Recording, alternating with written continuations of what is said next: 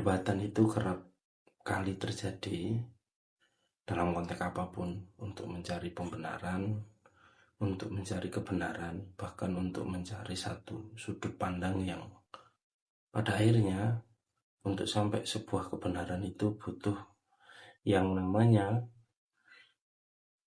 dukungan, kesepakatan, dan berbagai verifikasi yang akhirnya kebenaran itu diputuskan dari hasil perdebatan. Entah itu kemudian keputusan yang dianggap sebagai satu kemenangan, sedangkan keputusan yang tidak diambil dianggap sebagai satu kekalahan.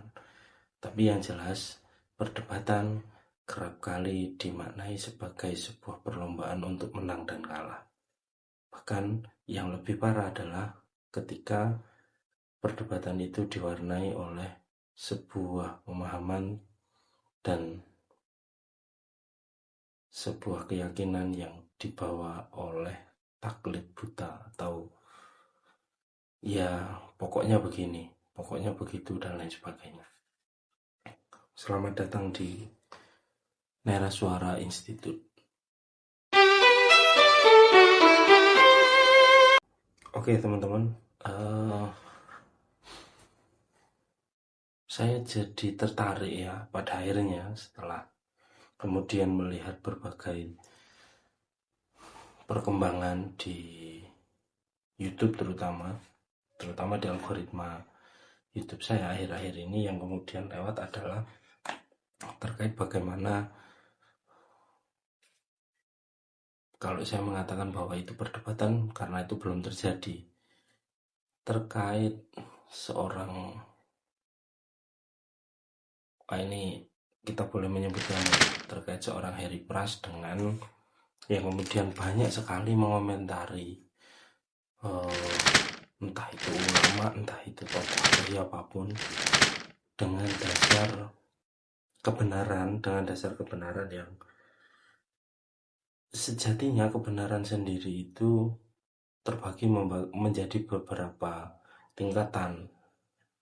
Nah, ada kebenaran yang menurut dirinya sendiri, kebenaran bagi sebagian orang, kemudian kebenaran yang memang benar-benar hakiki. Nah, sayangnya terlepas itu kemudian benar bagi kebanyakan orang, cuma yang dibawa oleh Harry Pras ini kadang cenderung lebih banyak menyalahkan orang lain dengan kebenaran yang itu adalah hasil dari kebenaran perspektifnya dia sendiri, menurutnya dia sendiri, menurut saya dan lain sebagainya, atau menurut ini dan itu, menurut ulama ini dan itu. Cuma yang menarik bukan pada bagaimana seorang Harry Pras ini kemudian mengomentari, bahkan menantang dan lain sebagainya dari ulama-ulama yang alim al-alamah ya, sampai ya ulama-ulama atau tokoh-tokoh yang baru datang kemudian dengan segudang pemikiran yang itu juga berdasar dan lain sebagainya. Intinya adalah, kalau saya boleh mengatakan, seakan-akan kebenaran itu ya hanya DE gitu. Kebenaran itu ya menurut Harry Pras itulah yang paling benar gitu. Walaupun sebenarnya dia sudah banyak sekali kesalahan ya, kesalahan, keplejuk dan lain sebagainya. Akhirnya dia kemudian dibenci oleh sebagian golongan dan dicap macam-macam gitu. Tapi ya begitulah, kadang orang yang kemudian ibaratnya begini, ibarat anak kecil yang baru bisa naik sepeda itu, jangankan ke warung atau ke lapangan gitu ya, kalau bisa ke kamar mandi itu pakai sepeda. Ya begitulah orang yang baru tahu atau ya ini justifikasi akhirnya. Cuma yang ingin saya garis bawahi adalah, kenapa ia kerap sekali mengomentari, bahkan kemudian mensontoloyokan orang, membodoh-bodohkan orang dengan gagasan yang bisa jadi itu adalah kebenaran-kebenaran yang diambil dari secuil informasi atau ilmu pengetahuan, entah itu dari dunia maya atau dia memang suka baca. Itu yang pertama. bahwa ternyata teman-teman menjual konten-konten itu, konten-konten yang menjual itu ya yang berkaitan dengan agama, berkaitan dengan perut, berkaitan dengan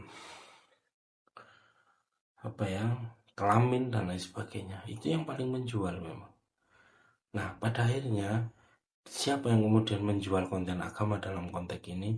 Saya kira ya mereka-mereka yang kemudian mengomentari agama, mengomentari pandangan orang lain, mengomentari bahkan menjustifikasi, mensontoloyokan orang dan lain sebagainya. Kira-kira begitu. Kalau mau menarik diri, kemudian melihat oh ternyata ya ini proses dalam aktivitas jual beli agama, kira-kira begitu.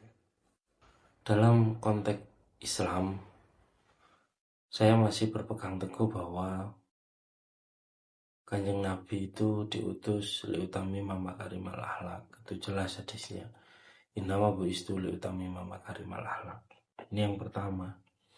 Jadi kalau kita mengatakan bahwa kita ini umatnya Nabi Muhammad, kita ini umatnya Rasulullah SAW, kita ini adalah orang yang menjadi bagian dari umat Nabi Muhammad, kemudian Nabi Muhammad adalah orang yang kemudian mengangkat kita dari ketidaktahuan tentang ketauhidan yang saat itu didatangkan atau didasari oleh agama yang akhirnya kita anut yaitu Islam. Maka pertama yang memang harus kita pelajari adalah bagaimana Kanjeng Nabi itu diutus sebenarnya adalah liutami makarimal akhlak. Kalau ngomong jahiliyah dalam tanda kutip, jahiliyah yang dimaksud di Arab saat itu di mana Nabi Muhammad diturunkan bukan pada konteks pemikiran atau bukan pada konteks mereka adalah orang-orang yang primitif dan lain sebagainya. Karena mau tidak mau Bani Quraisy adalah orang yang atau suku yang terpandang, suku yang terdidik dan memiliki dampak atau pengaruh terhadap golongan di sekitarnya. Artinya iya nggak jahiliyah. Artinya kan begitu.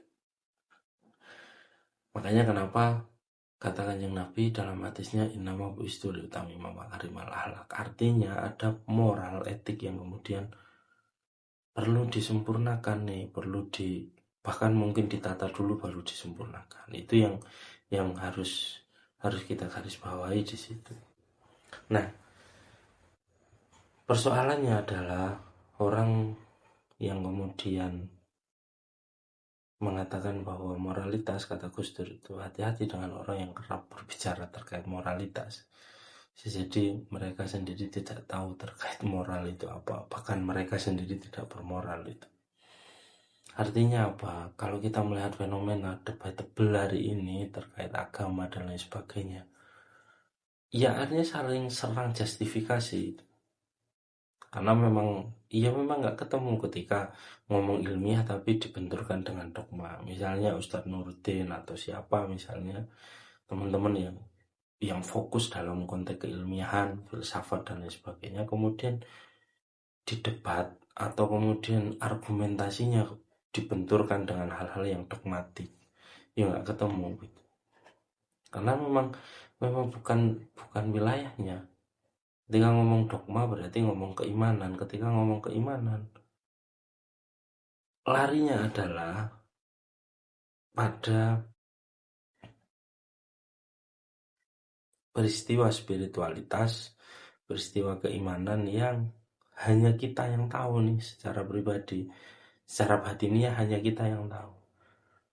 Sholatnya sama, sholat duhur, sholat asar, sholat maghrib, isya, dan subuh. Tapi kehusuannya itu akan berbeda. Nah, maka yang terpenting adalah ya kita sholat saja sesuai dengan ajaran. Shollu kama ra'aitumuni usolli, kata Nabi begitu. Itu saja. Jadi yang terpenting adalah moral etik kita ketika ya misalnya perintah sholat ya sudah sholat saja. Seperti yang dicontohkan oleh Kanjeng Nabi. Urutannya, syarat dan rukunnya sudah dilaksanakan. Itu saja. Karena apa? Kita tidak bisa menjustifikasi tingkat keimanan seseorang yang kemudian misalnya nih ada orang mengatakan Yang ini yang sering kali dikomentari oleh Harry Price ya, misalnya bahkan Harry Price dan orang-orang yang sepemikiran dengan dia, misalnya ketika kita mengatakan selamat hari Natal terhadap kaum Kristiani misal, itu dianggap mantasabah api kaumin gitu. Lah kok ujuk-ujuk lari ke sana? Wong kita ini nggak bisa ngukur keimanan seseorang itu. Ya kalau ngomong begitu saja terus kemudian diartikan bahwa dia masuk ke dalam golongan itu, ya kacau gitu. Artinya ya yang kita omongkan atau yang dijustifikasi selama ini bukan wilayah substansinya, tapi wilayah bajunya, wilayah bungkusnya. Nah, masa Anda makan nasi bungkus itu yang dimakan bungkusnya kan ya enggak toh. Ya tetap nasi dan lauknya gitu. Jadi ojo opo-opo iki ujuk-ujuk yang didelok ki raine, ujuk-ujuk yang didelok ki jobone, ya ndak bisa begitu. Loh, sudah jelas yang dikatakan oleh Kanjeng Nabi adalah innama bu'istul liutammima makarimal akhlak. Bahwa yang selama ini atau ketika Kanjeng Nabi diturunkan dan diutus menjadi Rasul itu tidak lain dan tidak bukan adalah innama bu'istul liutammima makarimal akhlak. Tujuannya adalah bagaimana moralitas itu, moral etik itu sempurna terjaga, selalu dibangun secara horizontal maupun vertikal, hubungan sesama manusia baik. Karena yang terpenting kemanusiaannya, mau agama apapun, kalau dolim ya dolim, mau agama Islam sekalipun kalau dolim ya dolim, koruptor itu mau agamanya apapun ya tetap nyolong gitu loh. Artinya apa? Artinya tetap kembali kepada moralitas. Konteksnya adalah substansi gitu. Yang itu tidak bisa kemudian dibenturkan, diadukan, diperdebatkan dalam konteks wah ini ilmiah, ini bukan. Nggak bisa. Kalau ngomong ilmiah berarti kan ngomong ilmu pengetahuan, saintifik gitu. Ngomong filsafat berarti ngomong logika kan begitu. Nah ini yang kadang ya jangan salah paham ketika teman-teman kita yang fokus dalam konteks filsafat, konteks logika, ilmu mantik, hermeneutika dan lain. Mereka dalam upaya untuk mencari kebenaran secara metodologis, bukan secara dogmatis gitu. Nah ini yang apa ya, yang cukup salah kaprah gitu. Jadi, yang kedua adalah bagaimana ketika ayat-ayat ini saja yang kemudian dibawa-bawa kepada kontestasi perdebatan di dunia maya, misalnya Ar-Rahmanu 'alal arsy istawa gitu. Bahwa Allah yang Maha Penyayang al-istiwa pada arsy-Nya misalnya, atau bersemayam dalam arsy. Selalu itu saja yang kemudian dibawa kemana-mana dalam konteks perdebatan tauhidiyah itu. Di surat Thaha ayat 5 ini, ulama salaf memaknai istiwa dengan makna memiliki dan menguasai atau isti'la. Kalau melihat itu artinya Allah ini menguasai, maknanya itu menguasai. Ya sudah gitu loh. Artinya kalau teman-teman secara dogmatis kemudian ya Allah ini bersemayam di atas, ya wis lah. Mau bersemayam dimanapun asal kita masih mengimani Allah, selesai sebenarnya. Karena ini dikotomis. Kita mau melihat secara dogmatis Allah maha kuasa, Allah maha bersemayam, mau dimanapun. Loh Allah ini semau-maunya kok. Mau di atas mau di bawah itu terserah. Karena di atas di bawah dalam konteks ini adalah persepsi. Kita melihatnya kita melihat dari bawah berarti ada di atas. Kita melihat dari atas berarti ada di bawah, kan begitu. Karena itu kelemahan kita. Sedangkan Allah kan maha kuasa, tidak lemah sama sekali. Nah, bagi teman-teman yang kemudian mendalami secara tafsir dan lain sebagainya, kemudian akhirnya mengklasifikasikan makna Ar-Rahmanu 'alal arsy istawa itu kemudian menjadi berbagai makna nih. Ada yang menguasai, ada yang bersemayam dan lain sebagainya. Loh, itu proses pencarian secara intelektual kok. Lah kemudian dibentur-benturkan dengan dogma yang ya pokoknya Allah itu bersemayam di situ. Nah, kayak gitu. Jangan apa-apa ini kemudian pokoknya, jangan apa-apa kemudian pokoknya, kacau nanti. Lah jelas sudah bahwa waja'alnakum syu'uban wa qabaila lita'arafu. Jelas berbeda-beda kok, tujuannya itu untuk saling mengenal, saling memahami. Artinya perbedaan itu adalah sebuah anugerah. Perbedaan itu adalah sebuah keniscayaan. Yuk untuk saling mengenal, wis toh ndak usah kemudian saling serang, diperdebatkan dan lain sebagainya. Artinya apa? Ketika dogma itu dia sama seperti tadi, ketika dogma kemudian dibenturkan secara intelektual, secara logika dan lain sebagainya, ya kebanyakan tidak akan ketemu. Begitu. Jadi akan sangat kacau. Ya akhirnya saling tuduh, saling bantah dan lain sebagainya. Mbok ya wis jangan menyalah-nyalahkan begitu loh. Kita ini kadang memang harus berbeda karena justru akan lebih maksimal, justru akan lebih berwarna ketika kita menjalani sesuatu itu dengan perbedaan, bukan dengan kesamaan. Kalau di piagam Madinah itu jelas kok Kanjeng Nabi. Yang dimusuhi Kanjeng Nabi itu bukan orang yang di luar agama Islam, tapi orang yang zalim itu. Nah kalau zalim, itu koruptor, kayak begitu-begitu loh. Bahkan kemudian kebijakan yang tidak memihak terhadap rakyat, ketika tidak berpihak, tidak peka terhadap rakyat. Anda sekarang misalnya begini, mau ngomong dogma seperti apa misalnya? Ngaji, ini pokoknya harus begini. Sunnahnya adalah berjenggot dan lain sebagainya. Lah kok sunnah sing sifatnya kelambi, yang sifatnya bias-bias baju begitu. Anda ngomong seperti itu mobilan kemana-mana, tangga Anda miskin kelaparan loh yang nggak diperduli. Ini kan problem juga toh. Makanya Kanjeng Nabi tadi seperti yang kita bahas di awal, innama bu'istul utamama makarimal akhlak itu begitu.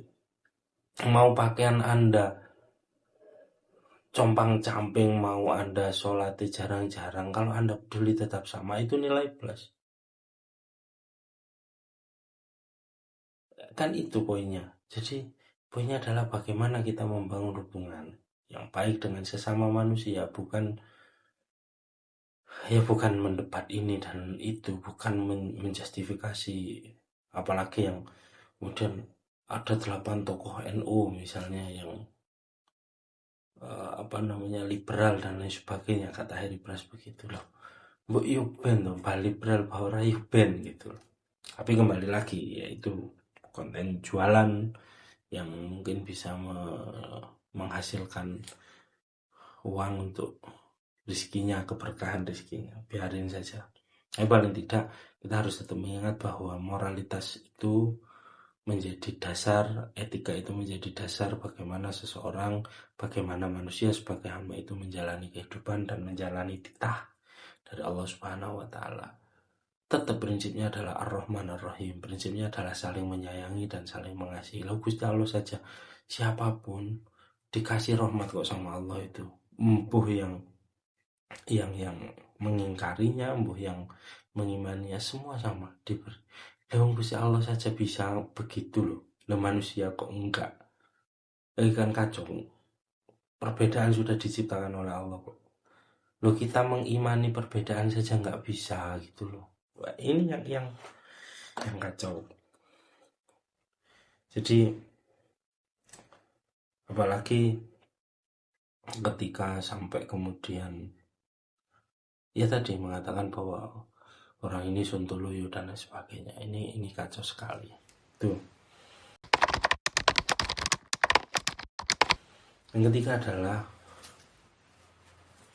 kita senantiasa hidup dalam kondisi yang proporsional, kondisi yang menyesuaikan dengan kebutuhan, menyesuaikan dengan konteks kehidupan kita. Maka mbok ketika kita membaca Al-Quran, ketika kita membaca sebuah hadis, kita benturkan terhadap pola kehidupan kita benturkan terhadap perilaku kita, karena itu yang terpenting. Anda ndaki-ndaki ngomong tafsir, Anda ndaki-ndaki ngomong yang paling benar dalam menjalani agama Islam, tapi sholat Anda tidak diwujudkan dalam perilaku Anda, yo bullshit juga gitu. Sholat Anda atau hadis yang Anda baca tadi tidak diwujudkan dalam kehidupan Anda, ya bullshit. Anda masih menjustifikasi orang lain dan menganggap orang lain lebih bodoh dari Anda, ya juga bullshit juga. Artinya apa? Proporsional itu penting. Artinya Anda atau kita sama-sama nih, seorang hamba, tugasnya adalah menghamba kepada Allah dalam konteks keimanan. Dalam konteks sosial kita tugasnya adalah saling mengasihi, saling menghormati, dan saling menolong terhadap siapapun. Ya kalau bisa nggak usah menyalahkan orang lain. Nulung itu lebih penting. Memberikan uluran tangan ketika orang lain membutuhkan itu juga lebih penting daripada hanya mengolok-olok, daripada hanya kemudian kita ini belajar terus gitu loh. Pemerintah Allah kepada kanjeng Nabi, wahyu pertama kepada kanjeng Nabi adalah Iqra bismirabbikal ladzi khalaq. Membaca itu penting tuh, membaca itu penting. Sinau terus gitu, daripada hanya mengomentari ini dan itu. Ya apik buat pekerjaan Anda, buat mencari pundi-pundi keuangan itu, tapi jangan menciptakan publik yang carut marut sehingga umat Islam bingung ini mau ikut yang mana, kayak begitu. Jadi di samping proporsional, maka kehidupan kita adalah kehidupan yang menerima sebenarnya, menerima menjadi hamba titah sebagai seorang hamba. Kalau orang kebanyakan mengatakan kita ini hanya wayang yang kemudian segala sesuatu itu diatur oleh dalangnya, kita ini hanya seorang hamba, seorang hamba sahaya yang hidup di dunia ini hanya mampir ngombe istilahnya begitu. Mung sak dermo, kira-kira begitu. Mung sak dermo, ya sekedar sajalah kira-kira kalau mengomentari, atau jangan sampai kemudian menjustifikasi Sontoloyo, Islamnya sesat dan lain sebagainya. Kita menilai orang itu sombong, menilai orang itu bodoh, ya sejatinya itu adalah cerminan kita sendiri, kira-kira begitu. Jadi yang terpenting adalah terus belajar, terus membaca, dan introspeksi diri itu penting. Pun juga kemudian mengikuti sunnah-sunnah kanjeng Nabi, bukan berarti mengikuti hal-hal yang kemudian justru menjadikan orang lain yang tidak seperti yang disangkakan oleh teman-teman yang sudah mengikuti sunnah dianggap berbeda, bid'ah, dianggap kafir, dianggap apapun. Karena kembali lagi, keimanan tidak bisa diukur oleh mata, keimanan tidak bisa diukur oleh akal pikiran, karena keimanan itu adalah hubungan kita dengan Allah semata, hubungan kita dengan Tuhan semata, bukan hubungan saya dengan Anda. Seperti halnya puasa, Anda ngomong saya puasa, tapi di belakang saya Anda tiba-tiba makan dan lain sebagainya, karena hal yang bisa ditutup-tutupi. Tapi Anda atau kita semua ini tidak bisa menipu Allah Subhanahu wa Ta'ala. Kita tidak bisa menipu Tuhan Sang Maha Pencipta.